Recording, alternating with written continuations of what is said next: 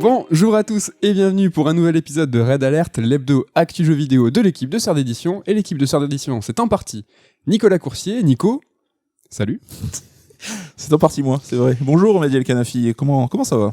Ça va plutôt pas mal, hein, bonne semaine, tranquillement. Tranquillement. Est-ce qu'il s'est passé des trucs, t'as regardé des trucs, t'as joué à des choses, t'as vu des choses se sont passées. Tout à fait. Non mais écoute, là à l'heure où on enregistre, hein, hier il y a eu les tests d'Elden Ring qui sont tombés, c'était un peu la folie parce qu'on assiste à ces jeux qui sortent du lot, il y en a genre, je sais pas, un tous les 5 ans hein, peut-être, hein, vraiment, où on voit qu'on a un chef-d'œuvre du jeu vidéo a priori, donc je pense qu'il nous tarde de nous essayer. Ouais, est-ce un moment historique, hein, on verra bien. Cette semaine, moi j'ai commencé la série Cuphead, hein, qui est sortie sur Netflix, donc c'est 12 épisodes de 15 minutes environ. Hein. Ça se fait tranquille. J'ai pas terminé, j'en fais un petit par jour, c'est vraiment trop bien. Après j'en fais qu'un par jour parce que je trouve que c'est un côté un peu psychédélique dans les thématiques, dans le montage façon Rick et Morty, où c'est un peu anxiogène. Donc, ça s'inspire des cartoons de l'époque, hein, qui avaient un côté, une lecture un petit peu adulte. Hein. Bon, on tombe pas dans les excès non plus là-dessus, donc mais c'est pas forcément quelque chose qu'on peut conseiller aux gamins par exemple, je pense. Non. Après c'est ni violent, ni sexuel, ni machin, mais c'est juste que t'as vraiment un côté anxiogène où t'as de la drogue, quoi. Ils sont complètement psychés, enfin c'est... tranquille. Bah, Ken regarde ça le matin, donc c'est pas si choquant que ça. Lui, il débute. C'est pas un enfant, Ken. il débute la journée comme ça. J'en ai vu qu'un pour l'instant. Je suis. C'est ouf de voir la proximité visuelle entre le jeu et le dessin animé. Du coup, ça crée un sorte de. Là, c'est même plus du transmédia, tu vois. C'est une extension de l'univers. C'est ouf. Et c'est le jeu à la base, hein, qui avait ce visuel complètement ouf. Hein. Mais en fait, la pression qu'il y a, le fait que ça soit un petit peu, je trouve, tu vois, tendu quand tu le regardes, ça va retranscrire une certaine forme en fait de tension que tu pouvais avoir dans les jeux. Donc, t'as des clins d'œil au boss, t'as les niveaux en fait que tu retrouves dans les épisodes, mais en fait j'y vois un petit parallèle. En tout cas voilà, donnez-nous votre avis. Et c'est Cuphead et c'est sur Netflix. Au sommaire de cette émission, il y aura 2 sujets, pas de jeu très précis. La boulimie des AAA et retour des jeux du passé, hein, des intitulés un peu énigmatiques. C'est Perforas un peu là. Ouais, va falloir rester avec nous pour en savoir plus. Alors surprise, cette semaine, pas de Horizon 2 dans Red Alert, pas de Elden Ring au programme cette semaine. Du coup, j'avais une question, hein, je me suis demandé, est-ce que ça va trop vite? Est-ce que le rythme de traitement des jeux, en fait, au global, est bon? Elden Ring, tu l'as dit tout à l'heure, sort aujourd'hui, les tests sont tombés hier, et nous, en fait, on n'a pas encore parlé de Horizon 2, donc on voit le décalage. Il y a un décalage entre les testeurs et les critiques et les joueurs en fait entre le moment où les publications sortent et le moment où les jeux sortent. Du coup, je voulais vous demander à vous, hein, auditeurs, est-ce que notre rythme à nous des Red Alert vous convient? Et comme personne va me répondre là tout de suite, du coup, je te pose la question à toi, Nico. Qu'est-ce que t'en penses? Moi, ça me convient. Non, c'est vrai qu'on en a souvent parlé tous les deux. Hein. T'as toujours ce décalage entre la presse, le moment où un jeu sort et que donc la presse l'a déjà traité. Le moment où le public s'empare d'un jeu, la presse est déjà passée sur celui d'après. C'est logique parce que ils sont dans leur démarche d'information. Donc il doit précéder la sortie, donc là-dessus ils sont dans leur rôle. Oui. Et c'est vrai que t'as toujours ce décalage où là nous on commençait juste à découvrir Horizon, on savait que tout le monde recevait Elden Ring, ou même Gran Turismo 7 hein, qui sort que dans le 4 mars, bientôt. Donc c'est vrai que là-dessus, tu vois, sur des jeux comme Horizon qui sont un petit peu longs, nous ça nous demande un peu de temps pour y jouer, pour en parler, donc ça peut être frustrant aussi. Mais je me dis quelque part, on a le rythme des joueurs aussi, de ceux qui nous écoutent, donc je pense qu'on est peut-être plus adapté à leur rythme à eux en fait. Après, on n'est pas là en mode podcast conso, hein, c'est que si on pouvait avoir les jeux un mois avant, on cracherait pas dessus évidemment. Et c'est peut-être pas le même but, t'as vraiment les critiques qui sont là pour conseiller en disant est-ce que vous allez dépenser votre argent dans ce jeu, est-ce qu'il vous correspond, oui ou non. Et c'est vrai que t'as la seconde vague en fait de gens qui vont parler du jeu avec les joueurs pour dire là c'est le moment où on l'a tous fini, on est tous dans nos parties et en fait c'est le moment où t'as envie de partager comme je sais pas, à la sortie d'un film au cinéma, tu te retrouves autour d'un verre et là tu te dis on en parle tous sur un pied d'égalité, qu'est-ce que t'en as pensé, blabli blabla. Ouais, c'est ce qu'on fait nous à midi quand on mange, on parle de jeux auxquels on joue et c'est vrai que nous on a toujours eu cette démarche de parler des jeux plutôt que on n'est pas là finalement pour dire c'est bien, c'est pas bien, achète-le, l'achète pas, chacun est apte à faire ses choix, à voir si ça peut l'intéresser ou pas. Mais c'est ça qui est intéressant, c'est que en parler quand le jeu est sorti, quand il y a l'émulation autour. C'est pour ça aussi que Elden Ring, ça va être sympa de pouvoir tous y être en même temps, jouer là-dessus. Voilà, c'est pour ça, Ken, si tu nous écoutes, hein, on te met la pression pour que tu joues avec nous. On fait tout en coulisses. Même la logistique, on est en train de tout prévoir pour qu'il y joue. On va voir si la pression va fonctionner. Bon, on vient de faire un petit interlude, hein, mais il y aura aussi un autre interlude, c'est l'interlude top 3. Mais avant, c'est la rubrique retour sur les ventes du jeu Gardien de la Galaxie, un jeu qu'on peut le dire, hein, qu'on a adoré. On n'a pas de chiffre précis, mais c'est une nouvelle déception pour son éditeur Square Enix. Encore une fois, après l'échec de Marvel's Avengers, en fait, Marvel, hors film du MCU, ça vend pas en fait. Les comics, on peut le dire, les comics en eux-mêmes, ça vend pas. Qu'est-ce qui se passe en fait avec il y a que Spider-Man qui est vraiment le phare dans la nuit, celui qui se distingue et qui cartonne, que ce soit au ciné, que ce soit en comics, que ce soit en jeux vidéo. Après, c'est vrai que je sais que dans le marché comics, ils arrivent pas à récupérer le public qui va voir les films du MCU au ciné pour en transformer ça en vente. Et ça, ils ont essayé il y a vraiment plusieurs années. Vous avez dû voir dans vos grandes surfaces spécialisées, Fnac et tout, le rayon comics, il y a peut-être 5-6 ans, il a pris de l'ampleur. Ils ont fait des vraies mises en place en fait en fonction des films du MCU qui sortaient, des réassorts, des mises en avant de certains titres comics qui étaient en lien avec le film. Oui, ça continue, mais c'est vrai que le comics a eu une espèce de bulle de 10-12 ans qui est presque en train d'éclater maintenant en fait. Exactement, ça continue, mais il y a eu un retrait. C'est-à-dire que là, dans vos Fnac, vous avez dû voir que le rayon comics a rediminué. Parce que, comme tu l'as dit tout à l'heure, ils n'arrivent pas en fait à choper, à recruter ces fans de films en disant regardez l'univers, c'est pas l'univers étendu, mais ces héros ils viennent de quelque part, ils viennent des comics, et peut-être que ça peut vous intéresser. Après, en ce qui concerne Square Enix plus précisément, je pense que les gens avaient été un peu échaudés par Avengers, qui avait été une déception, et le jeu qui est pas terrible, on va pas se le cacher. Je pense que Guardian de la Galaxie a payé ça, et qu'il a payé aussi son marketing. Enfin, je me rappelle à l'E3, n'a pas été grandement emballé par ce qu'on avait vu. C'est vrai que le trailer nous avait pas spécialement emballé. Ouais, et puis je pense qu'il y aura quand même le bouche à oreille. Ils commencent déjà à dire qu'ils font des promos et que le jeu commence à se vendre un petit peu par ce biais. Donc je pense que c'est un jeu qui va gagner avec le bouche à oreille, avec le temps. Mais c'est vrai que la licence Marvel chez Square Enix a dû leur coûter un paquet. Je suis pas sûr qu'ils en soient pleinement satisfaits pour l'instant. En tout cas, ils vont trimer. Dans un précédent Red Alert, on avait parlé des lancements. C'est vrai que quand tu rates ton lancement, c'est toujours compliqué d'inverser la balance. Ouais. En tout cas, si le jeu vous branche, vous êtes curieux, n'hésitez pas à l'essayer. Il est vraiment super cool, bien écrit, fun. L'un des coups de cœur pour nous de l'année dernière. Ouais, c'est pas une révolution en termes de gameplay pur, mais l'ambiance est super, la DA est trop cool. Il y a des choses très très bien faites en termes de narration, d'humour, de présence des personnages. Franchement, c'est très très sympa. Retour sur un autre, sur le top 3 de la semaine dernière, dans lequel nous vous parlions de nos envies de voir d'autres jeux en HD 2D. On a appris depuis les coulisses du choix de Square Enix de faire Live Alive en HD 2D en premier. Alors, en gros, ils avaient une shortlist qui a été présentée avec plein de jeux, et ils ont conclu que Live Alive était le choix le plus pertinent pour commencer. Ok, et il faut savoir que Actraiser était en seconde position alors qu'il vient de ressortir remaké. Je pense qu'on ne connaît pas la chronologie, mais peut-être que cette liste-là, ça date d'il y a 2-3 ans et qu'ils se sont dit, finalement, Actraiser, on va faire un vrai remake. Oui. Mais c'est vrai que foutre Live Alive en top de leur liste, c'est courageux, tant mieux, mais c'est surprenant, quoi. Nous, on l'a salué, on a dit, il y a quelques semaines, on a dit, mais vraiment, c'est trop bien, le patrimoine, faire connaître ces jeux qui sont pas sortis du Japon du tout, les traduire, les transformer graphiquement pour que tout le monde puisse en profiter, c'est génial, mais d'imaginer qu'il y ait eu une shortlist avec, je sais pas, Chrono Trigger au pif, et qu'il y ait Live Alive en premier, je trouve ça vraiment ultra courageux.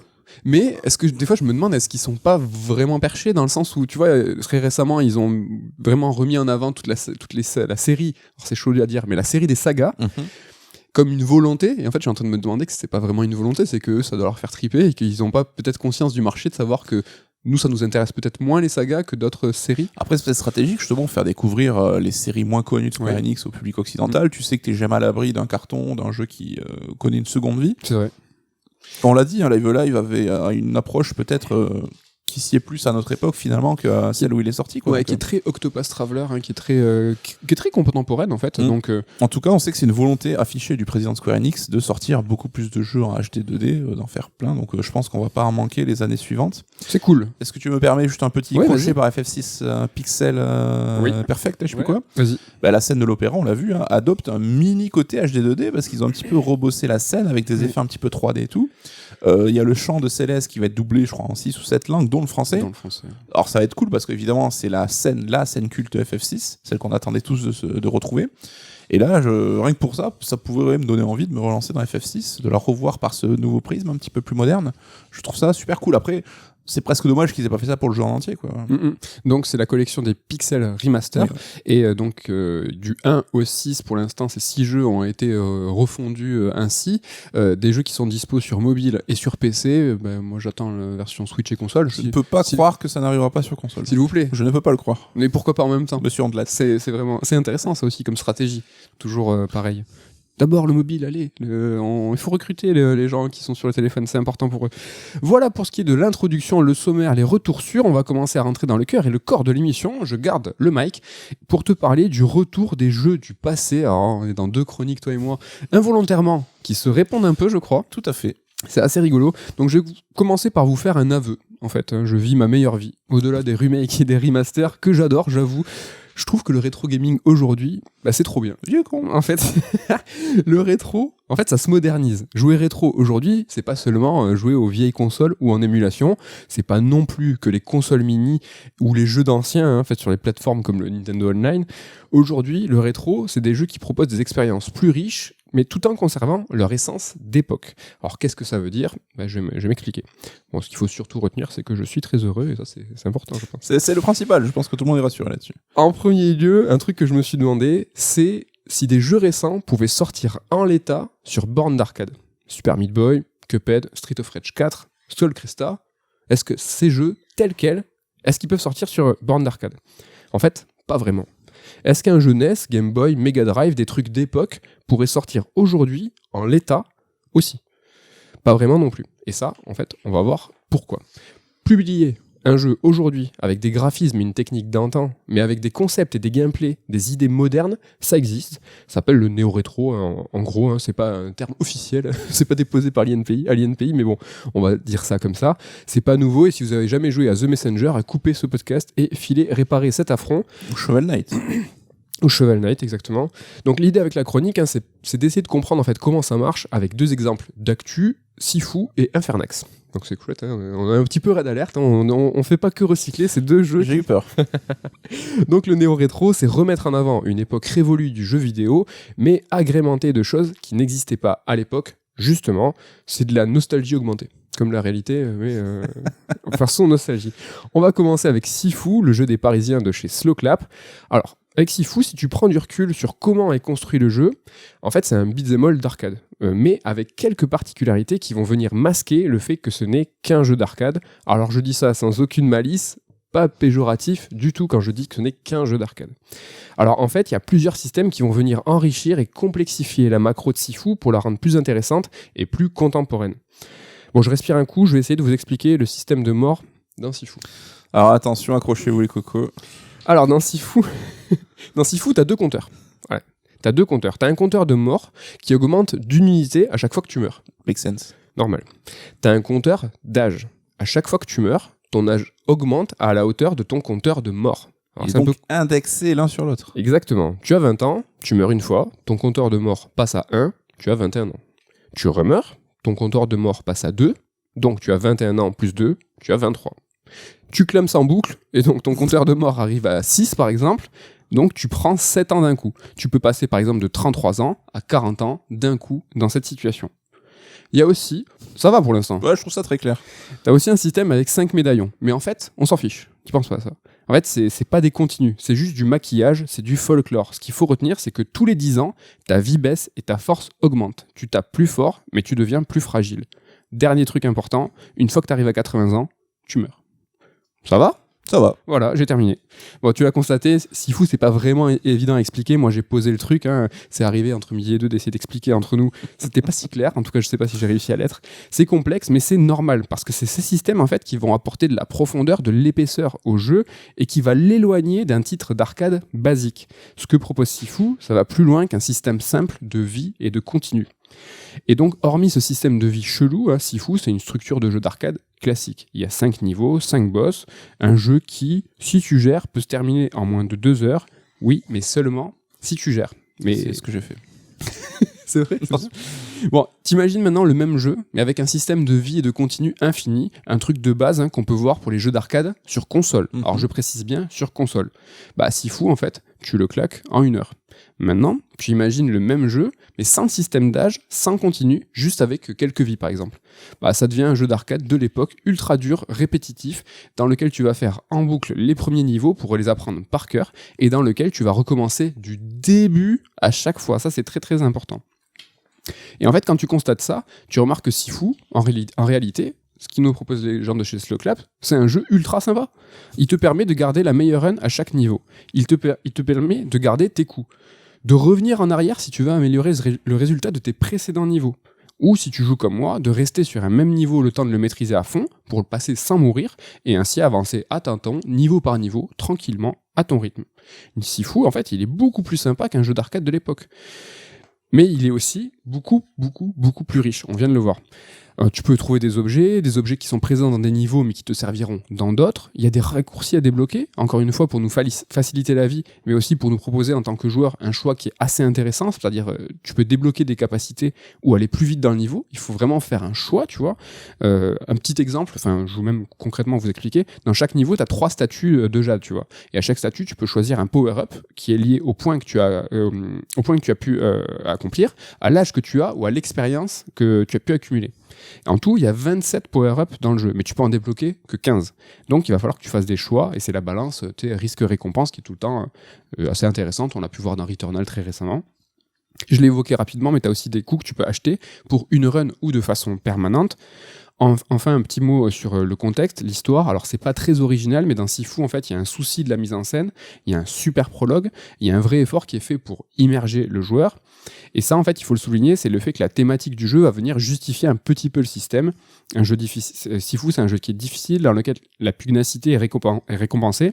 C'est une logique martiale, de répétition, de discipline. C'est l'un des thèmes de Sifu. Alors, c'est un détail, mais à l'époque des jeux d'arcade et tout ce qu'on disait tout à l'heure, on se prenait moins la tête et on faisait moins gaffe, justement, aux détails. Et donc, Sifu se démarque pas ça. Donc, tout ça pour dire que la modernité, ça se traduit aussi par un enrichissement des systèmes de jeu et par un apport de concepts qui n'existaient pas à l'époque où les titres étaient à la mode. Et avec Sifu, en fait, on est dans l'évolution, tout simplement, de l'arcade. N'hésite pas, hein, tu vois, je déroule. Mais... Je bois tes paroles. Donc on disait que Sifu c'était un jeu qui était une évolution de l'arcade, mais un jeu d'arcade, en fait c'est très squelettique. Un jeu d'arcade c'est à l'os, ça ne propose que l'essentiel, ça va droit au but, c'est de l'action pure. Du coup, quand je parle d'évolution et que j'y appose la modernité, est-ce que c'est pas un peu contradictoire, tu vois ? Donc on va tester ensemble un petit truc, quelque chose.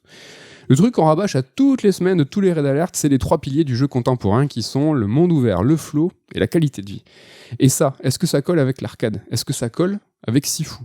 On va essayer, on va voir si ce que je raconte, ça a un peu de sens. Le pilier numéro 1, le monde ouvert. Bon, difficile de faire un jeu d'arcade en monde ouvert. D'ailleurs, est-ce que c'est pas le seul bastion épargné du monde ouvert ?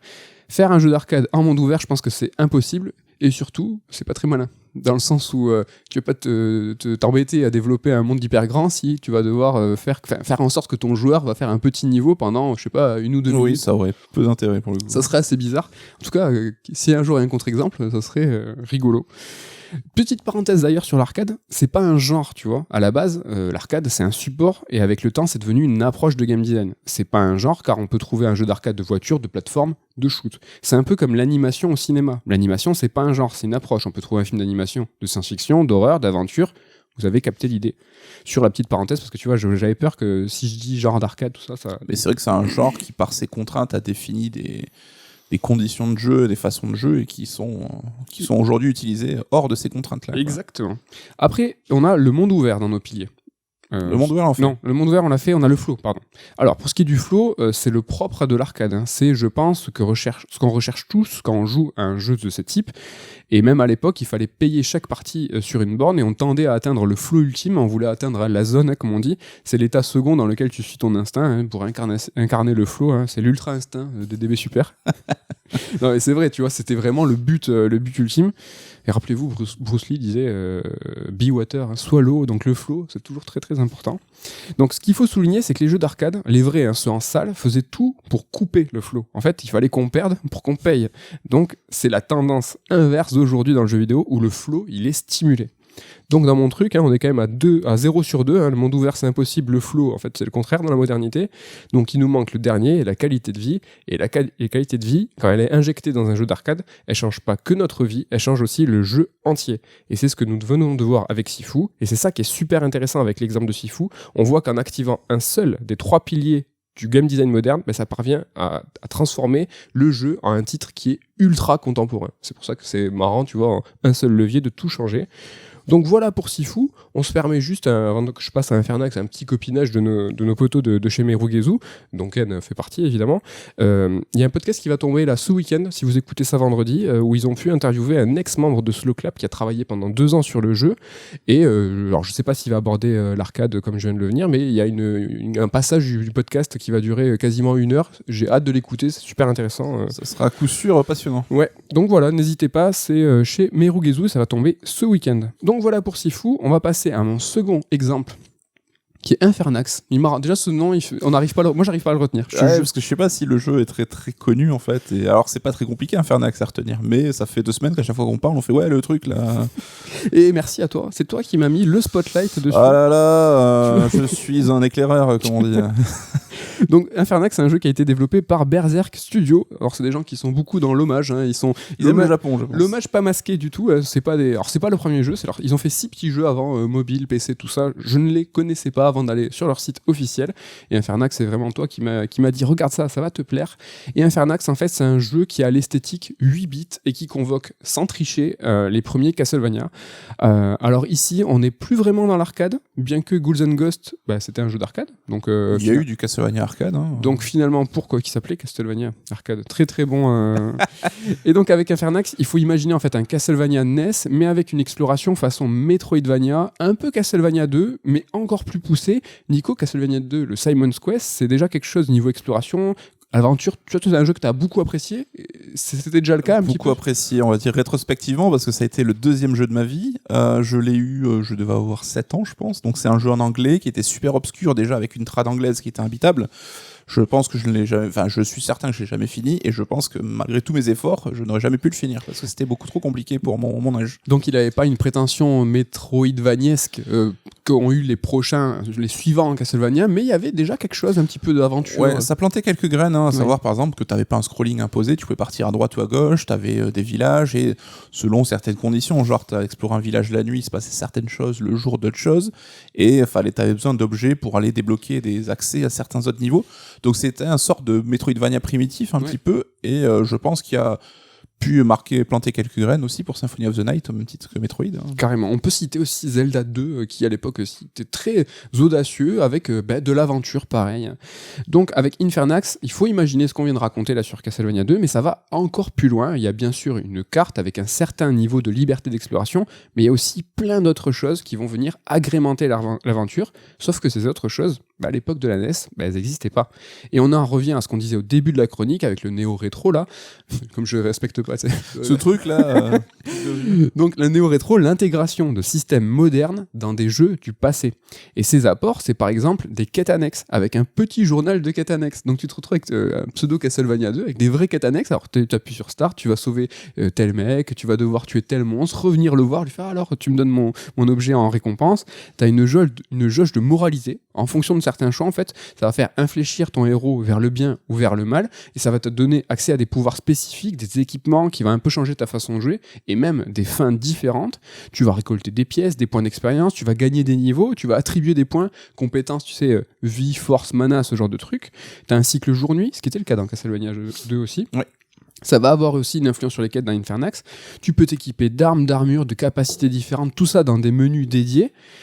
Tu vois, quand je te raconte tout ça, tu te dis, tu sais, ça hyper riche dans un jeu façon. Ouais, j'ai l'impression d'entendre en AAA. T'as aussi un petit mode un peu plus facile. Alors c'est surtout des facilités de sauvegarde grâce en fait auquel tu vas pouvoir garder l'expérience et l'or une fois que t'es vraiment mort, c'est-à-dire quand t'as plus de vie du tout. Et donc même si tu perds, tu conserves quelques bienfaits de ta partie. Encore une fois, signe de modernité. Tout ça mis bout à bout montre en fait que c'est assez intéressant. En fait, Infernax, c'est de la nostalgie mis à jour. C'est un jeu du passé avec plein de systèmes d'aujourd'hui. Parce que c'est vrai que la nostalgie, c'est pas étonnant de voir des gens qui veulent retrouver les sensations d'antan, mais ça serait un petit peu dommage et réducteur de s'en tenir à l'expérience justement de l'époque, parce que les contraintes dont on parle aujourd'hui avec des étoiles dans les yeux, on les subissait plus qu'on ne les appréciait en fait, et c'était par manque d'alternatives qu'elles étaient présentes. Et c'est marrant parce qu'on a Mina the Hollower, le nouveau jeu de Yotl Game, qui reprend aussi ce côté Castlevania de l'époque, alors lui qui mixe un peu un délire plus Link's Awakening, mais voilà, c'est reprendre les classiques du jeu vidéo et les agrémenter d'options qui aujourd'hui sont indispensables, je pense. C'est exactement ça, on vient de le voir, tu viens de le développer, un jeu du passé publié aujourd'hui tel quel, à l'identique de ces modèles de l'époque, en fait, ça fonctionnerait pas. Par exemple, un jeu sorti sur NES, comme il avait été développé dans les années 80, ça n'intéresserait pas. Pour preuve, les jeux de Yacht Club Games, c'est la série des Shovel Knight qui apporte... Ah là là, on est connectés. En fait, tu vois, les Shovel Knight, c'est vrai, tu peux dire c'est dans son jus, mais quand tu regardes vraiment dans le détail, il y a plein de systèmes, il y a des formules de jeu qui vont agrémenter agrémenter, tu vois, la plateforme classique. Oui, c'est beaucoup plus souple. Exactement, et tu as parlé de Mina the Followers, en fait, façon GBA cette fois, et ça semble aller dans cette direction. Il y a quelques let's play là qui ont été dévoilés franchement, ça a l'air de partir vraiment dans ce délire de c'est comme à l'époque, mais t'inquiète, c'est quand même beaucoup plus moderne. Et justement, on prend ce même postulat, est-ce qu'un jeu d'arcade tel quel, comme s'il sortait en salle d'arcade, est-ce que ça fonctionnerait aujourd'hui ? Ça fonctionnerait pas tout simplement car le contexte, en fait, il a évolué. Jouer à un jeu d'arcade hors d'une salle d'arcade, ça n'a pas trop de sens vis-à-vis du gameplay qu'on te propose. Alors tu vas me dire, oui, mais la première vague de jeux, Neo Geo, Saturn, tout ça... Je sais que tu vas me dire ça. Je te dis oui, les arcades perfectes, bien sûr. Les portages des jeux d'arcade à la maison. C'était des excellents jeux, c'est vrai, mais ils étaient surtout reconnus pour leur qualité technique avant tout. La qualité technique des bornes d'arcade était à l'époque, tu vois, la référence, c'était les Rolls. Et parvenir à les simuler à la maison, ça constituait l'argument suffisant. C'était ça l'attrait principal, te dire, je suis chez moi, je joue à un jeu d'arcade comme si j'étais à l'arcade, mais j'ai pas à les mettre les pièces. Donc finalement, t'avais un système de jeu qui était, alors pas anachronique, mais ça correspondait pas parce que t'étais chez toi, donc tu pouvais appuyer sur Start et continuer à l'infini. Mais le fait que ça soit des claques graphiques techniques, ça suffisait pour dire, non, le jeu, c'était trop bien quand même. Alors des contre-exemples, est-ce qu'il y en a ? T'as les jeux de voiture, c'est vrai. Même si le genre, il a connu sa mue avec Gran Turismo, justement l'époque de la transition entre salle d'arcade à la maison, où vraiment ça a mis tout à plat. Gran Turismo, il a essayé de réfléchir le jeu en disant, est-ce qu'il y a un mode, entre guillemets, aventure, quelque chose à vous proposer au long cours, alors qu'avant, que ça soit simulation ou très très arcade, le jeu de voiture, c'était dans les cabinettes, comme on dit. Le jeu de baston, est-ce que c'est une exception ? Oui aussi, même si l'intérêt maintenant il est en ligne, donc ça simule quelque part la confrontation réelle d'une salle d'arcade, donc on y voit à chaque fois, tu vois, des petits... Ouais, mais c'est vrai que le jeu de baston, j'ai l'impression que c'est celui qui a le moins évolué, qui a le plus de difficultés à faire sa mue. Après, tant mieux peut-être pour ceux qui sont attachés à ça, mais tu parlais du jeu de voiture, c'est vrai que les jeux purement arcade à Ridge Racer, il y en a pas des masses en fait. Et Forza, c'est typiquement ce que tu disais, c'est le qui a pris la formule du jeu d'arcade pour la mettre dans le monde moderne, voilà, qui a coché toutes les cases qu'il fallait, et donc aujourd'hui, est-ce que jouer un nouveau Ridge Racer, est-ce que ça aurait finalement un intérêt quand tu vois Forza, à quel point c'est devenu confortable, fun, etc. quoi. Donc, est-ce qu'il a pas un peu tué, ce marché n'est pas un peu tué C'est vrai, c'est hyper intéressant. Forza, super bon exemple. Les Ridge Racer, on les a connus à chaque lancement de console, et moi j'en ai un très bon souvenir des Ridge Racer, par exemple, sur les consoles portables. Et tu vois, le format portable qui va en fait nous inciter peut-être à avoir des sessions de jeu plus courtes, était peut-être un terrain, tu vois, favorable aux jeux entre guillemets d'arcade, parce que du coup, tu te disais, je vais faire une partie, une course, un petit tournoi, et après je vais passer à autre chose. Et c'est marrant, c'est que justement ces jeux un peu les héritiers, c'était les jeux de drift. Là, je sais que tu es passionné par ça. Bien sûr. C'est souvent des trucs mobiles un peu claqués en fait. Et tu fais ta course en faisant des drifts, et ça dure 3 minutes, et t'es content, et tu passes à autre chose. Donc tu dis, on reste sur le format mobile en fait, quoi. C'est ça. Encore une fois, les mobiles, c'est l'avenir du jeu vidéo. Bon, des contre-exemples, il doit y en avoir. Par exemple, tu vois, j'ai pas assez joué à Windjammer 2, par exemple, pour l'évoquer, tu vois. Mais ce qu'il faut vraiment se demander, c'est s'il a été modernisé. Est-ce qu'on pourrait porter Windjammer 2 sur borne arcade tel quel ? Bon, ça, c'est à vous de me le dire, moi, j'ai pas assez joué. Mais juste du peu que tu m'en avais parlé, petite expérience que tu avais, c'est que justement, il faisait pas grand-chose pour inciter les nouveaux venus à jouer, à comprendre les mécaniques, et en ce sens, il a gardé une volonté très arcade, j'ai l'impression, et peut-être qu'il se retourne contre lui, parce que s'il avait été plus inclusif et plus apte à faire rentrer des nouveaux joueurs, peut-être qu'il aurait eu un succès bien plus important. Apparemment, il est un petit peu déserté là, le mode online. Donc, je sais pas. En tout cas, moi, quand j'ai mis un doigt, il m'a pas invité, tu vois. Il m'a pas dit. Il y avait un tuto en scroll, tu vois. Alors, t'avais 10 coups, tu dois les apprendre par cœur. Enfin, c'était assez compliqué. C'est vrai que ça peut-être mériterait un petit peu de modernité. Allez, je termine avec une dernière constatation sur ces jeux passés modernisés avec Sifu. Encore lui. Alors, Sifu, quand tu le regardes avec attention, ces différents systèmes de jeu pourraient faire passer Sifu pour une forme de roguelite. Tu meurs souvent, mais tu gardes des éléments d'une partie à l'autre. Mais en fait, il faut le voir autrement. Le roguelite, c'est du marketing. C'est une appellation moderne pour discriminer une catégorie de jeux qui ne sont pas des roguelikes. Car ils sont plus permissifs, ils sont plus souples, ils sont plus sympas. Comme Sifu, en fait. En fait, un roguelite, c'est un jeu d'arcade modernisé. Voilà, je vous laisse sur ça. Et c'est à méditer. Comme disait Miyamoto Musashi. Est-ce que Majora's Mask, c'était pas l'un des premiers roguelites avant cette vague Jamais je te réponds. T'es fou, là, tu me lances sur une... T'imagines le débat de ouf, là. Ouais, mais à vue de nez, ça coche quelques cases, quand même. Tu refais en boucle une aventure, tu conserves certaines capacités, la thune, tu peux la déposer pour la conserver. Alors, je suis assez d'accord, et finalement, est-ce que Outer Wilds n'est pas un roguelite narratif ? Voilà, mais tout ça je note, et après vous verrez dans 15 jours quand on sera en dèche de chronique, est-ce qu'il y a un truc à faire ? Voilà pour Sifu Infernax, j'espère que ça vous a intéressé, peut-être que ça vous a donné envie de jouer à Infernax. Sifu il a fait le taf, je pense qu'il a plu à pas mal de monde, mais peut-être que... Infernax, pour plaire à des gens comme moi, tu peux leur rappeler qu'il est pas très long a priori.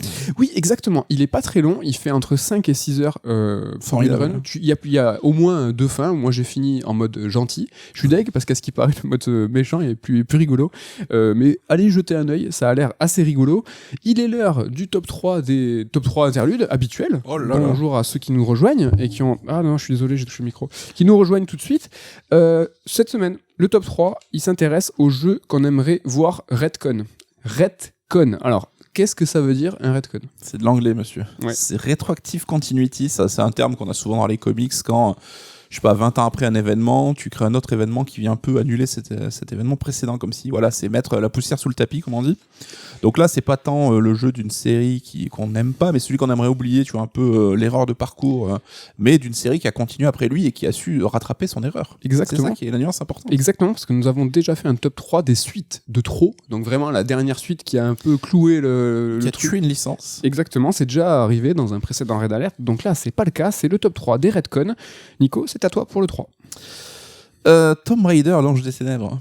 Le 5e épisode, 5e ou 6e, je ne sais plus. 6e peut-être, de Tomb Raider made by Core Design. Donc on sait que voilà, l'équipe avait un rythme de production infernal. Là, c'était l'arrivée sur PS2, donc ils ont voulu un peu relancer la franchise, nouvelle approche graphique, un second personnage jouable. Et ça a été une cata, si bien qu'on leur a pris le projet pour le confier à Crystal Dynamics. Donc ça a été un peu la fin de la série par Core Design, mais après Tomb Raider s'est relancé derrière. Donc même s'il y a eu des jeux contestés chez Tomb Raider, hein, le 3, le 4 ou le 5 Chronicles, je pense que celui-là, l'Ange des Ténèbres, c'est clairement celui que les fans aimeraient oublier, quoi. C'est un double top 3 parce que ça a failli être la suite de trop, quand même, celui-là. Il a failli tuer il a failli tuer la saga parce qu'elle se vendait moins, ouais. Elle a changé de crèmerie, changé de studio. Là, c'est la fin de la première étape, la première ère. Épopée, voilà, la première ère de la saga. Mon top 3 à moi, je triche direct. En fait, c'est tous les caches entre le 2 et le 3. Alors, vous allez me dire, évidemment, j'anticipe à chaque fois, oui, mais Birth by Sleep, c'est un des meilleurs épisodes. C'est quand même le... Oui, mais on n'a rien sans rien. Donc, il faut des grands sacrifices. No pain, no gain. Il faut des grands sacrifices pour avoir peut-être quelques bienfaits. Je pense que Kingdom Hearts, si c'était Kingdom Hearts 1, 2, puis 3, et que t'oublies tous les spin-offs, les trucs éclatés là qui, en fait, ont fait sombrer la série dans ce méandre narratif, peut-être qu'on aurait quelque chose de plus pas de cohérent. On serait moins saoulé, quoi. Ouais, peut-être un truc plus stable, plus solide. En tout cas, alors, c'est aussi les choses qui plaisent beaucoup aux fans de Kingdom Hearts. Moi, c'est ce qui m'a fait la délaisser. Donc voilà, moi je retconne tout entre le 2 et le 3. Voilà, moi je me range du côté de Damien qui aimerait que Birth by Sleep soit considéré comme l'épisode 0 et qu'on garde 0, 1, 2, 3. Ça me va. Voilà. Moi, ça me va aussi. Je suis un peu plus... Tu es magnanime. Voilà. Un peu. Non, c'est toi qui es magnanime, moi non. Allez, ton top 2. Mon top 2 c'est Devil May Cry 2. Alors on est certain qu'on l'avait tous les deux en commun. Bâtard. Tu l'as en top 1 toi? Ouais, je l'ai en top 1 moi. Ah bah écoute, J'allais dire attends, je crois que t'allais me dire, bah tant pis pour toi. Bah écoute, démarre-toi. Bah non mais trop tard, le chat est sorti du sac. Ouais, tant pis. Alors DMC2 je pense que c'est l'exemple parfait de ce genre de cas de figure. Ah ouais. Avec un premier épisode qui vraiment révolutionne le beat'em all avec un nouveau perso super classe et tout. Et là Capcom nous sort une suite toute claquée, toute nulle. Tout ce qui était bien dans le premier épisode, ils l'ont raboté, quoi. Donc Dante qui est devenu mutique, qui parle pas, qui est pas classe du tout. Enfin, les niveaux décor, ambiance, c'était vraiment éclaté. Il est pas beau. Et pas beau. Et du coup, avec l'épisode 3, qui était lui pour le coup un épisode 0, en fait, oui. ils ont su raviver la flamme immédiatement. Et donc, ça a vraiment été qu'une simple erreur de parcours. Mais je pense que tous les fans de DMC zappent ce 2 quand ils refont toute la série, quoi. Et c'est un parfait retcon parce qu'on peut l'oublier et ça n'a absolument aucune conséquence sur l'ensemble de la saga. C'est vrai. Certains peut-être voudront retcon le Ninja Theory. On en connaît. Alors qu'il est très bien. Ah, c'est pour les vrais technicos. Nipophiles. Ouais, je sais pas, moi je l'aime bien aussi, mais bon. Allez, mon top 2, moi c'est Assassin's Creed Syndicate. Pourquoi ? Alors, au-delà du fait que c'est peut-être le moins bon de tous les Assassin's Creed, c'est le premier Assassin's Creed que j'ai abandonné, alors que j'ai fait Rogue, Assassin, vraiment j'ai poncé, hein, j'ai fait Assassin's Creed 2 sur DS, le meilleur Sonic like, n'hésitez pas à le tester. Mais surtout, pourquoi je le retconne ? Parce que ce Syndicate, il a tué quelque chose, c'est-à-dire que ils ont, avec Syndicate, traité la révolution industrielle, ils ont fait l'ère victorienne, ils ont fait Londres, et tout ça, c'est gâché. C'est-à-dire que là, on peut pas espérer aujourd'hui un nouveau Assassin's Creed à Londres dans cette période, à moins qu'il retconne pour de vrai en disant il a jamais existé, il est nul, allez on le refait, mais je pense que ça n'arrivera pas, il y a trop de choses à faire avant de le remaker lui. C'est vrai que c'était un cadre très très prometteur et laisse tomber. On peut le regretter, quoi. Mais enfin, c'est celui qui a fait avec Unity, hein, mais ce doublé-là qui a fait un peu évoluer Ubisoft sur sa série et qui l'a permis de la transformer un petit peu, quoi. Carrément. Allez, on balance ton top 1, qui sera la fin de ce top 3, parce que mon top 1, moi, c'était DMC2. Donc tu vas clore ce top 3. Et bien écoute, MGS4, hein, je pense que les fans de MGS, les bros, vous savez vous-même, vous savez. Tu as osé, tu l'as mis en premier. Je l'ai mis en numéro 1 parce que clairement, MGS, c'est une saga que je porte très très haut dans mon cœur, et MGS4, ça reste quand même un jeu tellement particulier, tellement étrange, tellement... j'ai envie de dire raté, mais il a quand même des points positifs, je ne remettrai pas tout en question, mais même dans le scénario, me dire que c'est ça qui clôt l'arc de Solid Snake, ça me fait un petit peu mal. Hein. Après, il est dur à retcon, hein. Tu peux pas, si demain tu l'oublies, il y a quand même un trou. Quoi. Ouais, donc, mais bon, c'est ce qui a incité Kojima à repartir sur des bonnes bases, en mettant le personnage du Big Boss en avant, revenir avec Peace Walker qui est exceptionnel, et MGS5 derrière, donc... Il fallait ça, quoi. Il fallait conclure sur MGS4. Voilà pour ce top 3. N'hésitez pas à nous balancer le vôtre ou à nous balancer des idées de top 3. Nico, c'est à toi sur ta chronique sur la boulimie des AAA. Qu'est-ce que ça veut dire ? Alors déjà, attention, soyez attentifs. Je vais prenez moult pincettes. Je vais vous faire quelques remarques sur les AAA d'aujourd'hui et les directions qu'ils empruntent. Je vais essayer de ne pas sonner comme un boomer, mais ça va pas être évident. Donc ça sonne déjà comme un boomer, ça. C'est un avis perso qui est pas du tout universel. Je suis même pas sûr que tu le partages toi, mais c'est mon ressenti sur un peu la course en avant des AAA vers le toujours plus qu'on a l'impression d'avoir à faire aujourd'hui. Donc ce que j'ai appelé la boulimie du AAA. Est-ce que c'est une course à l'échalote ? Parce que c'est on l'emploie dans toutes les émissions. J'avais fait exprès de pas le mettre. Mais... Donc le truc à retenir, je suis encore très très friand de ces gros AAA qui tâchent. On vous en parle très très régulièrement. Il n'y a pas de souci là-dessus. Donc il s'agit pas de les descendre, de dire que ça doit pas exister, que seul le jeu indé est là pour sauver le jeu vidéo, pas du tout. Les jeux d'arcade. Mais juste, qu'on peut constater qu'on atteint un niveau où certains jeux semblent un peu ployés sur leur propre poids. Ça devient presque une contrainte, un peu, ce cahier des charges. Et il y a pas mal d'exemples que je vais citer qui sont issus de Horizon 2. Alors non pas parce que Horizon 2 est pas bien, je prends plutôt du plaisir à y jouer, mais j'ai rien contre le jeu. Mais c'est le AAA du moment, donc c'est lui qui m'a un peu ravivé certaines frustrations, certains trucs. C'est un peu un tremplin à ta réflexion. T'étais en train de jouer sur Horizon 2 et tout ça, ça a fait écho à des trucs qui étaient en toi. Voilà, donc c'est une chronique d'actu, comme le veut la tradition Red Alert. Comme la première, là, on est à fond. Donc déjà, les AAA d'aujourd'hui, première contrainte, c'est qu'on a des temps de développement qui sont complètement ouf. Aujourd'hui, on constate que la durée d'un dev d'un gros jeu a incroyablement augmenté. Avant, t'attendais 1 an, 2 ans entre 2 épisodes, on a connu ça à l'époque, on avait même des licences annualisées. Mais là, ça a plus que doublé. On a, par exemple, il a fallu attendre 5 ans entre Horizon 1 et 2. Et entre Breath of the Wild et sa suite, ça sera au moins 5 ans. Parce qu'on va passer le cap maintenant, donc ça sera peut-être 6 ans, peut-être 7 ans. Je veux pas apporter la poisse, mais on ne sait pas encore quand le jeu va sortir. Et même après autant de temps, en fait, ces gros jeux, quand ils sortent, ils sont souvent buggés, ils ont souvent des soucis. Donc le patch Day One, c'est même plus de la coquetterie, c'est devenu un impératif. Il y a même, on voit Elden Ring, la communication a dit, attendez d'avoir installé le patch Day One avant de prendre des captures, avant de montrer le jeu, on le recommande fortement, parce que sinon le jeu a un petit peu des soucis. Et nous, en tant que consommateurs, on se dit du coup, est-ce que le jeu, je dois y jouer à la sortie tout de suite, parce que c'est là où j'ai envie d'y jouer ? Ou est-ce qu'il vaudrait mieux attendre un petit peu, 3, 4, 6 mois, que tout soit corrigé pour que l'aventure soit pas vraiment gâchée là-dessus ? 1 an et demi avec Cyberpunk. Exactement, c'est le cas de figure le plus emblématique. Cyberpunk, dont le vrai lancement se fait quand même 1 an et 3 mois après la sortie initiale. Ça a été le délai nécessaire pour avoir un jeu propre. Et je dis propre parce que il y aura toujours des bugs dans les AAA, tu peux pas les éradiquer complètement. Mais là, on atteint un niveau où c'est correct, où c'est un petit peu dans la moyenne. C'est inévitable. Comme dirait l'agent Smith. Non, mais le scope de ces jeux est tellement énorme, et tu vas sûrement y revenir, c'est que c'est inévitable. Tu peux pas en fait faire en sorte que le jeu soit propre, propre c'est possible, mais pas nickel, quoi. Mais voilà, tout ça pour dire que le jeu aurait mérité 1 an et demi de plus de dev, alors que déjà il en a pris des années et des années. Hein. Donc finalement, les joueurs ils y gagnent pas au change, parce qu'on se retrouve avec des jeux qui sont un petit peu branli-branlo, et les devs surtout, ils se retrouvent pris dans des développements sans fin, avec des crunchs de malades, pour au final fatalement décevoir un petit peu à la sortie. Hein. Donc ça c'est déjà assez compliqué. Toujours dans le même ordre d'idée, on constate que la durée de vie de ces jeux solo, tu parlais de scope, hein. Là je parle des jeux solo, hein, hors RPG, hors jeux multi-MMO, etc., hein, a aussi pas mal augmenté. Hein. Donc là, on voit déjà les jeux en monde ouvert qui sont devenus majoritaires aujourd'hui. Ils ont donné cette habitude aux joueurs avec, par exemple, une inflation entre le premier Assassin's Creed, hein, qu'on pouvait faire en 15 heures à peu près, et le dernier Valhalla que j'ai fini moi perso en 65 heures, sans trop avoir creusé les à côté, donc j'aurais pu passer beaucoup plus de temps. Donc 15 heures, 65 heures, l'inflation elle est quand même assez raide en 10-15 ans.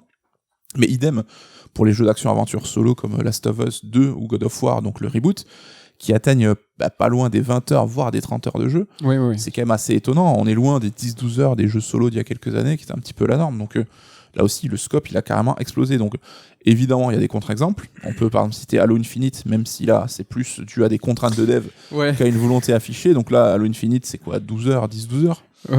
Donc il y a des contre-exemples, mais on voit que les jeux solo AAA, ceux qui sont un peu à la pointe, hein, comme les jeux Sony notamment, eux, on est plutôt dans l'inflation là-dessus, quoi.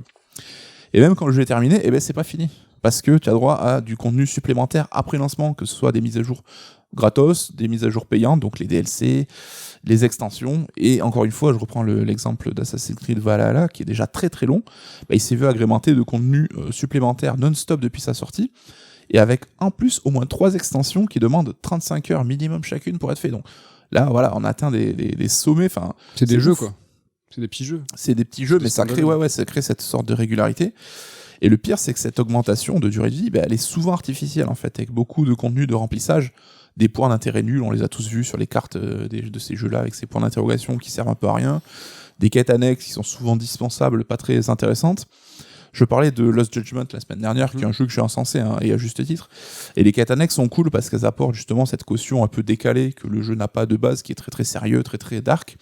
Mais ce qui est quand même assez à noter, c'est que ces quêtes annexes ont droit à moins de budget, c'est-à-dire que les dialogues ne sont pas doublés, et la mise en scène, elle est réduite à sa plus simple expression. Là, on est vraiment dans le niveau d'un jeu PS1 avec chant contre chant.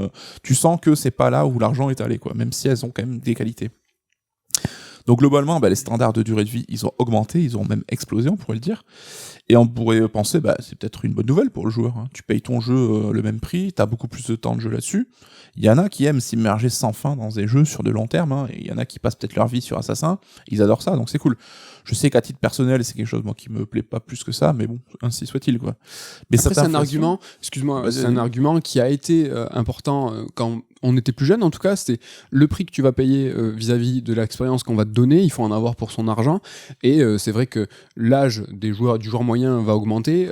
Nous, on fait peut-être moins attention de se dire, je vais payer un jeu 70 balles, finalement je vais y jouer 20 heures. Ce qui compte pour nous, c'est une certaine forme d'équilibre. Il faut que les développeurs nous donnent une histoire qui est solide. Après, s'il y a plus ou moins 10 heures, on s'en fout. Ce qu'on veut, nous, c'est que l'histoire soit cohérente, tout ça.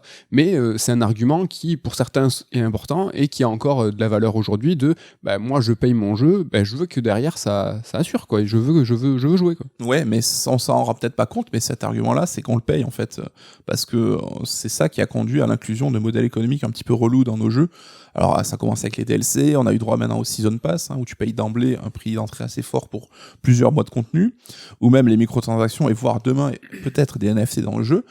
Tout ça, en fait, on peut trouver ça dégueulasse, mais c'est un moyen pour l'éditeur d'aller chercher de l'argent, parce que le prix de base d'entrée de gamme de son jeu lui permet pas de recouvrir les devs énormes que ça requiert, quoi. Donc il faut bien aller chercher la thune, parce que les jeux aujourd'hui sont devenus des chantiers pharaoniques de développement, quoi. C'est clair. On en parlait aussi, je crois, la semaine dernière, l'aspect visuel des jeux. C'est quand même aujourd'hui, on a atteint un niveau qui est quand même ouf, graphiquement, ce qu'on voit, c'est dingue, hein. Mais tous ces détails, hein, c'est vraiment un soin maniaque qui est apporté à la modélisation, à chaque truc. Mais à quoi bon, finalement, parce qu'on l'a dit, évidemment, j'ai rien contre les beaux jeux, hein, je veux pas dire que je fais un recul là-dessus, mais on passe des fois tellement vite dans certaines sections, on prend pas le temps de s'apesantir là-dessus. Alors, il Il y a des joueurs qui sont plus ou moins contemplatifs. Je pense tous les deux, on n'est pas les derniers pour s'arrêter, pour mater un paysage, mais t'as forcément des zones que tu squeezes où t'as des millions de détails qu'on verra jamais, qui ont demandé des heures et des heures de dev et qu'on passe comme ça sans même les regarder. Ça paraît quand même un petit peu injuste. J'ai vraiment de la peine, moi, c'est pour les... mais non, mais pour les devs, en l'occurrence, là, sur Horizon 2, le jeu est sublime. Vraiment, c'est incroyable. La claque graphique, le nombre de détails, la finesse des textures, le soin apporté au moindre grain d'herbe, ça fournit partout. Et des fois, tu vas traverser... Alors, des fois, tu essayes de respecter les devs, tu vas essayer de lever la tête, regarder avec la caméra, prendre un petit peu le temps. Mais c'est pas comme ça que tu joues 100% du temps. Il y a des fois où vraiment, tu vas traverser, je sais pas... un village où tu vas traverser un bout de donjon, mais ce bout de donjon et ce village, ils sont tout aussi bien modélisés et en fait, on est passé à côté. Mais après, c'est le propre des mondes ouverts aussi, c'est qu'on va pas tous s'arrêter aux mêmes endroits, on va pas tous prendre notre temps au même moment. Ouais. Après, ça fait aussi partie des objectifs du level design et du game design, d'aller te faire explorer, mettre en valeur tous ces environnements en fait pour te donner, je sais pas, une quête ou un village à visiter pour pouvoir un peu prendre le temps de regarder. Donc, mais c'est vrai que ça paraît parfois un peu décalé, quoi, le rapport à investissement et temps qu'on peut y passer. Et même, là, j'ai vu des gens qui disaient qu'ils avaient fini le jeu, il restait la moitié de la carte à voir, à visiter, donc c'est dingue. Mais ça, tu parlais tout à l'heure d'inflation, de grossissement, en fait, de ces durées de vie, de ces tailles de cartes, où en fait, c'était toujours le plus gros, le plus grand, le plus long. Et ça, ces cartes où tu finis le jeu, la quête principale, et que tu as parcouru la moitié, voire les trois quarts, ça fait déjà quelques années, moi, que ça m'arrive, ou sur des Assassin's Creed, c'était l'Origins, je crois, je sais pas, il y en a vraiment un des deux où j'étais vraiment à la fin du jeu, et j'ai fait, mais laisse tomber, j'ai rien vu, quoi, il m'en reste la moitié de... Alors c'était un désert, en plus, donc du coup, j'ai pas vu tout le désert, mais c'est incroyable, quand même. C'est dingue. Passons maintenant un petit peu au gameplay. Donc chacun de ces gros AAA se voit imposer un cahier des charges qui a tendance un peu à s'unifier avec le temps. Donc il faut un aspect RPG, donc avec des montées de stats, etc., des points de compétences que tu peux dépenser, un système d'infiltration pour pouvoir un peu varier l'approche de jeu, un arbre de compétences gigantesque avec moult capacités à débloquer. Alors je généralise évidemment, mais c'est vrai qu'on voit que beaucoup de jeux solo aujourd'hui ont cette approche. Et ces différents aspects, ils sont en fait parfois assez survolés, donc tu te retrouves plus avec des superpositions de couches de système sur le système, qui au final gagnent en complexité, mais pas vraiment en intérêt. On sait qu'Assassin, on a souvent parlé d'un développement par brique, où ils rajoutent une idée, une brique dans un jeu, qu'ils vont réutiliser dans un autre jeu, couplé à l'ajout d'autres briques, et en fait, t'as une sorte d'amalgame chelou. Oui. Et le jeu, il a tellement de composantes à disposition qu'il peut même plus t'imposer de toutes les utiliser, parce qu'il sait que ça sera pas possible pour tous les joueurs, donc tu peux jouer un jeu en passant complètement à côté, je sais pas, d'une de ses composantes. C'est clair. Là, je vois dans Horizon 2, il y a une compétence, un arbre entier dédié au piège. Moi, c'est quelque chose que j'utiliserai pas du tout, et je sais que je vais pas du tout m'en servir, quoi. Donc là-dessus, c'est quand même un petit peu dommage. Ce qui fait aussi que le jeu, il doit t'imposer des tutoriels qui sont super relous, parce qu'il a tellement de choses à t'expliquer que ça devient long, ça devient intrusif, ça devient longué. Et c'est relou, on en parlait aussi. Les prologues. Les prologues des jeux, aujourd'hui, c'est devenu une tannée. Quel jeu, aujourd'hui, arrive à nous prendre dès le début ? Même Horizon 2, qui démarre mieux que le premier, mais il y a quand même les 2 premières heures qui sont vraiment loin d'être passionnantes. Ça, c'est dommage. C'est la complexité de ces mondes ouverts, en fait, d'offrir une liberté d'action, mais aussi une liberté d'approche, en fait. C'est que chacun va aborder le jeu de façon différente. Il y en a un joueur qui va être plus action, l'autre qui va être plus piège, l'autre plus infiltration. Et c'est ça, on parlait encore une fois de scope tout à l'heure, c'est que là, le scope, il s'élargit parce que c'est de plus en plus complexe, il y a plus en plus de choix et de potentialités, et c'est là où tout devient plus dur, en fait. C'est mais c'est une usine à gaz, quoi. L'aspect RPG, il sera jamais aussi intéressant et poussé que dans un vrai RPG. L'aspect infiltration, ça sera jamais aussi poussé et intéressant que dans un jeu d'infiltration. Mais ça, c'est sûr. Au final, est-ce qu'on y gagne ? Parce que ça reste quand même très superficiel, quoi. C'est l'ensemble des efforts qui pourraient être alloués à faire une chose très très très bien, et donc du coup là c'est un petit peu délité, en fait, où chacun va faire, chaque brique, comme tu disais tout à l'heure, de game design va être en fait élaborée au mieux, au plus possible, en fonction du budget, des équipes, tout ça, quoi. Après, mais l'approche, je pense qu'il y a vraiment un rapport au monde ouvert qui est important et qui est complexe, c'est que c'est quelque chose qui plaît, et ça plaît aux gens aux joueurs d'aller où ils veulent et d'approcher le jeu comme ils veulent. Après, c'est vrai que c'est peut-être des philosophies qui nous parlent un peu moins. C'est vrai que notre façon de jouer au jeu monde ouvert s'approche beaucoup d'une approche très narrative façon AAA. Jeu linéaire. Je sais pas, nous on joue à Horizon comme on joue peut-être à Last of Us. Si tu nous filmais en let's play, ça ressemblerait à ça. Ça va très peu, en fait, on sort pas trop du rail, quoi. C'est vrai. Je parlais des arbres de compétences, justement, est-ce qu'on peut s'arrêter 2 secondes dessus, Yes. parce que souvent, ils vont même restreindre des capacités essentielles au jeu, derrière des points de compétences à débloquer. Ouais. Là, j'ai pas joué à Dying Light 2, mais beaucoup de tests parlaient de la glissade qui se débloque après 10 heures de jeu, tu vois, la glissade qui est un move super simpliste, que tu dis, ton perso a pas besoin d'apprendre à l'utiliser, c'est quelque chose qui est naturel. Et ça se débloque plus tard. Je sais que dans Assassin's Creed Odyssey, ils avaient compartimenté le moindre mouvement et en faisant des points à débloquer. Et jusqu'à tard dans le jeu, donc c'est des mouvements fondamentaux qui sont accessibles et qui ont aucun sens d'être cachés comme ça derrière. Et surtout, ton arbre de compétences, il contient beaucoup trop de techniques en fait. Au final, t'en as même la moitié que t'oublies que tu les as parce qu'il y en a beaucoup trop. Et on est tous pareils, on va finalement s'en servir de 2 ou 3 et qu'on va poncer et on va laisser tomber les autres, quoi.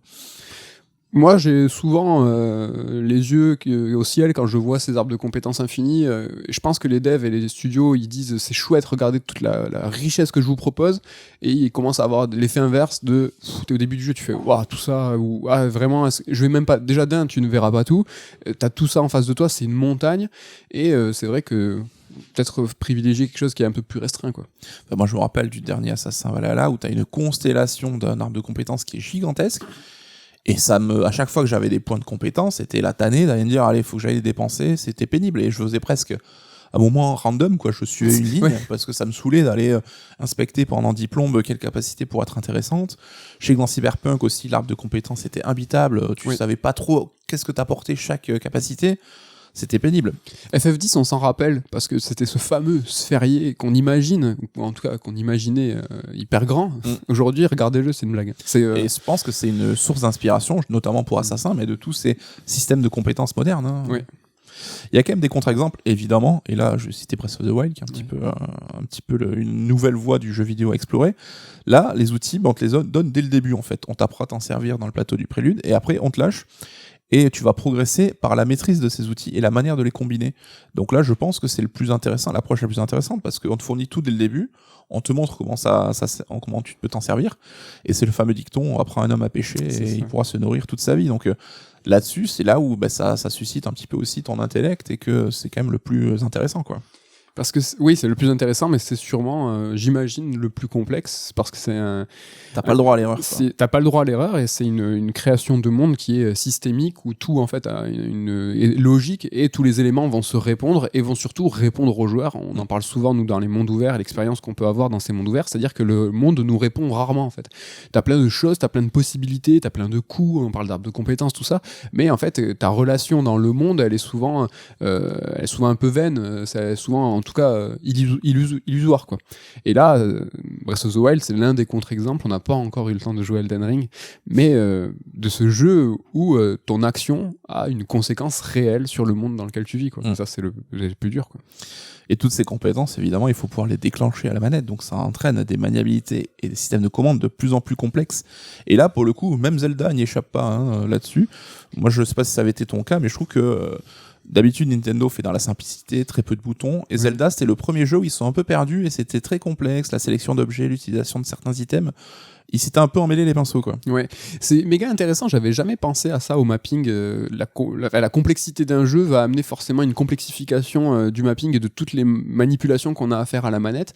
Et j'ai déjà lu et entendu des devs qui disaient que c'était vraiment un enfer, et que finalement il manque des boutons. Et tu vois, maintenant on est dans certains jeux à venir aux associations de boutons, en fait, où tu vas devoir appuyer sur une gâchette, une direction, et ça préfigure peut-être déjà d'un problème, quoi. Et c'est marrant parce qu'on dit souvent que par exemple FIFA ou Call of, c'est des jeux très grand public. Pourtant, si vous êtes des joueurs de FIFA ou de PES, je pense que c'est un des jeux qui sollicite le plus les combinaisons de boutons, et chaque bouton sert à quelque chose.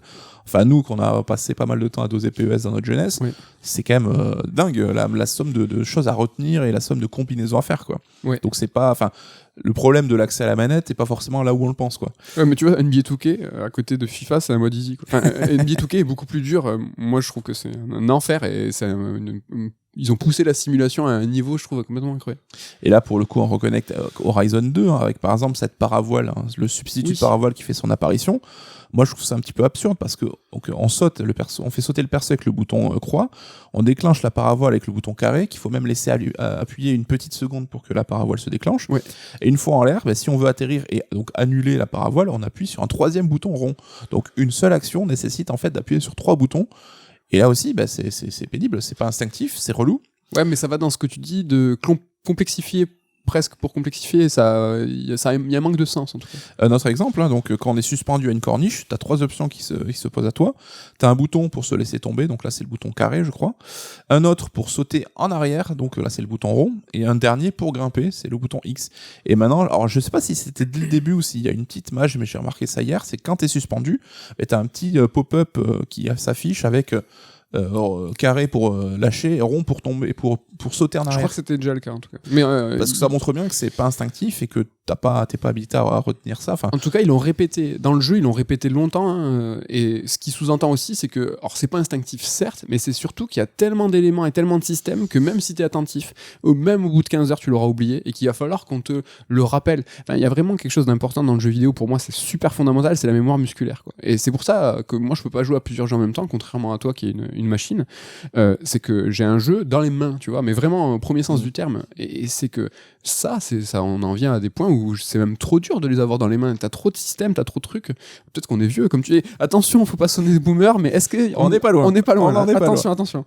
En tout cas, tu l'as commencé à le dire. Hein, on n'est pas là pour tomber sur les nerfs parce que c'est pas tant que ces maniabilités sont mal pensées, les mecs ils font au mieux. Hein, c'est juste que c'est très complexe et que les jeux d'aujourd'hui offrent tellement d'opportunités d'action que il n'y a pas peut-être de bonne solution en fait pour mapper tes commandes. Il n'y a pas de bonne solution et en tout cas, dans ce que tu veux dire dans ta chronique, tu vois, c'est que c'est les AAA qui vont amener en fait ce grossissement à l'absurde. Ça a toujours été le cas dans le sens où par exemple prenons Metal Gear Solid, les 2 premiers qui étaient à l'époque des gros AAA, ça allait déjà dans ce sens-là. Ouais. Rappelez-vous, alors nous on les aime bien les Metal Gear donc on sait y jouer, mais je pense que c'est imbitable, c'est que tu fais carré X pour avancer, tu te relèves.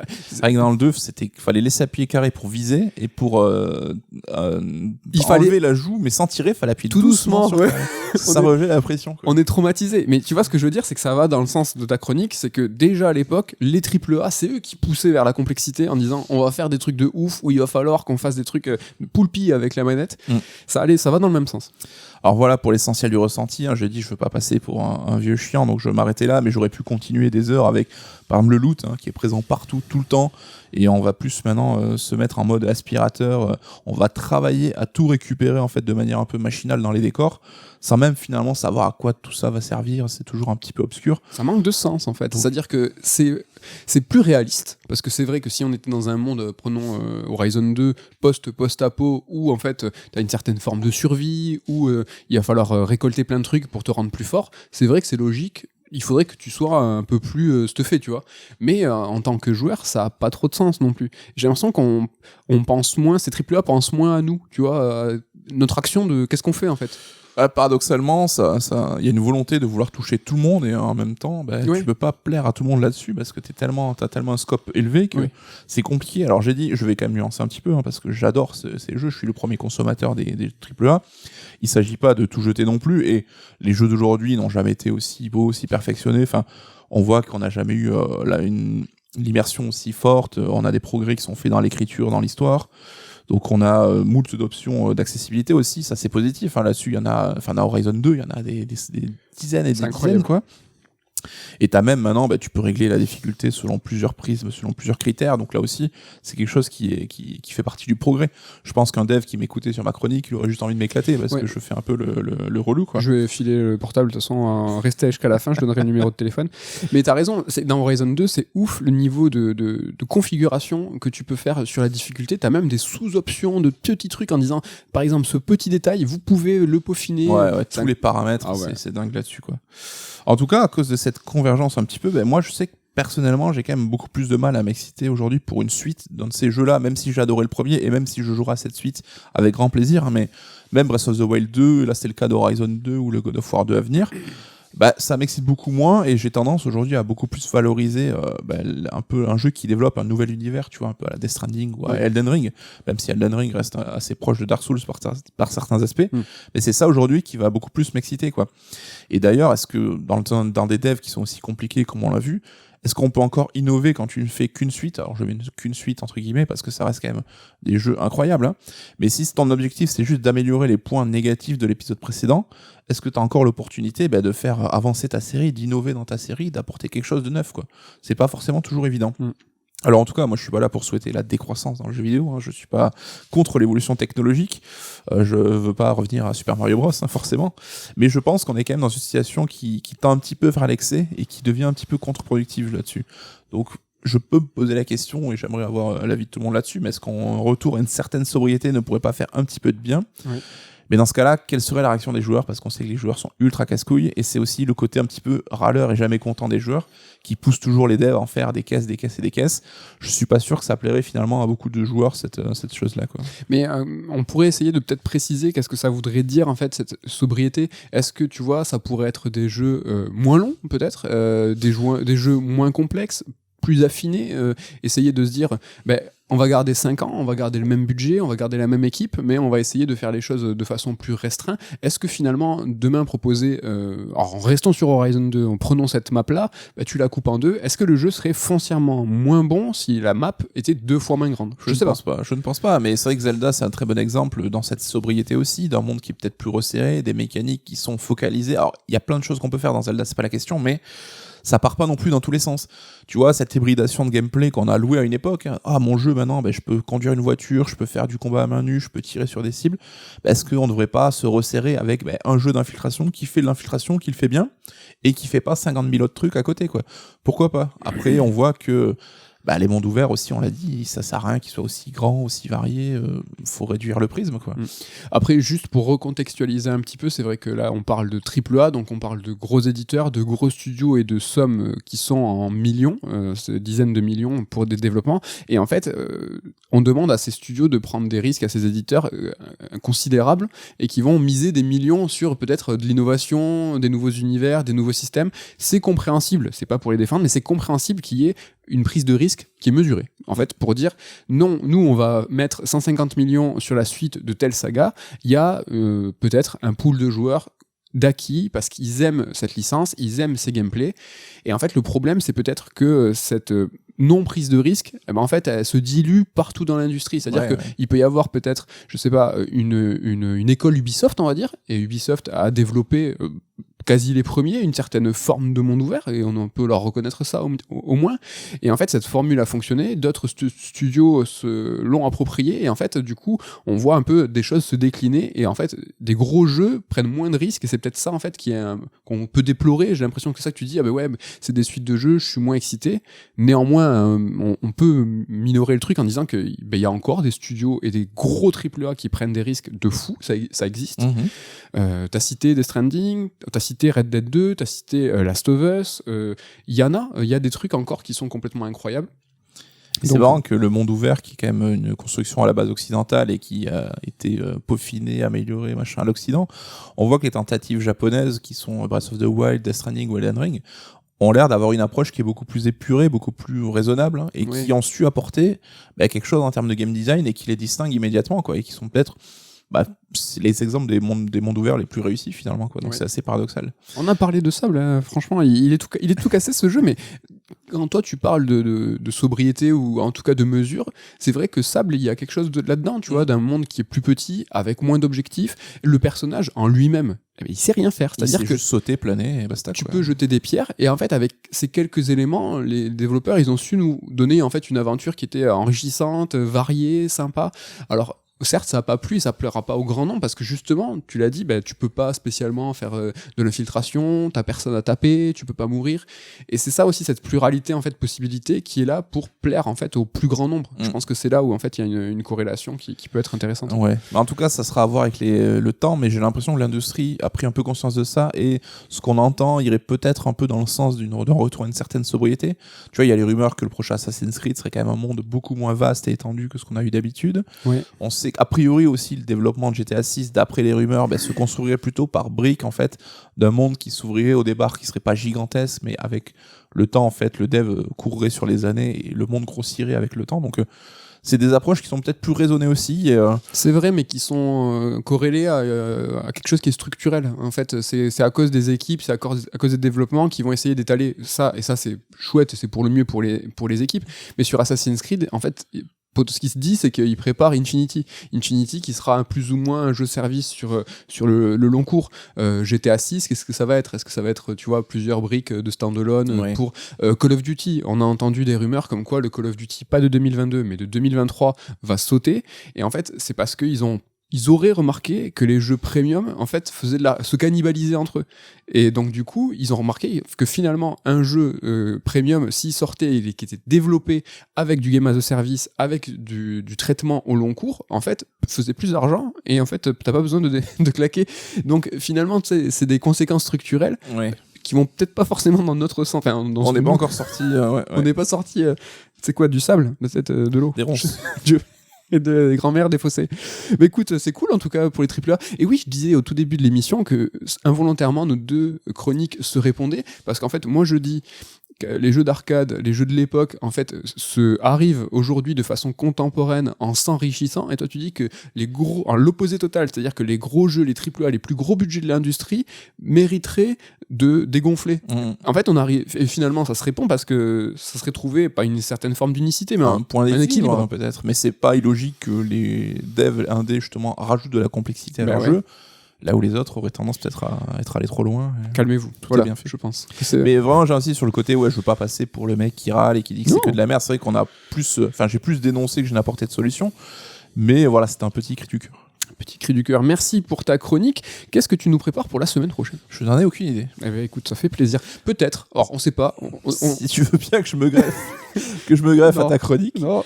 Alors, on va faire Horizon 2. Est-ce qu'on fera un raid alert spécial Horizon 2 qui n'est pas un EX, c'est-à-dire qu'on va pas spoiler. Alors tout ça, si vous n'avez pas le lore des podcasts, c'est compliqué à comprendre, mais voilà, revenez la semaine prochaine, il y aura sûrement de l'Horizon 2. Il y a de quoi te parler 1 heure d'Horizon 2, quoi qu'il en soit. Voilà, et pour ce qui est de Elden Ring, on sait, c'est l'actu, ça vient de tomber, tout ça, ça sera sûrement pas dans un raid alert, ou peut-être ce sera dans un raid alert, mais sur un point très précis, tu vois, peut-être comme Sifu, là où c'était un point, c'était pas une critique de Sifu, un point très précis de Elden Ring. Elden Ring, voilà, ça sera un EX avec l'équipe, où ça, on va spoiler de partout, traitement sur 2 heures du jeu. Ça sera début avril par contre, voilà, on va attendre de pouvoir tous le poncer, on attend que Ludo soit là aussi, donc, mais ça va être cool. Ça va être carrément... Comme ça, vous aurez le temps aussi de le poncer de votre côté. Exactement, en fait... Ce qu'il faut retenir, c'est qu'on vous attend. C'est l'heure pour nous de vous remercier encore une fois. Merci pour votre fidélité. L'occasion pour nous aussi de faire la bise à toute l'équipe, à Damien, à Ken et à Ludo, et de vous dire à la semaine prochaine. Salut. Bayous. Ça ne veut rien dire Bayous. Bye bye.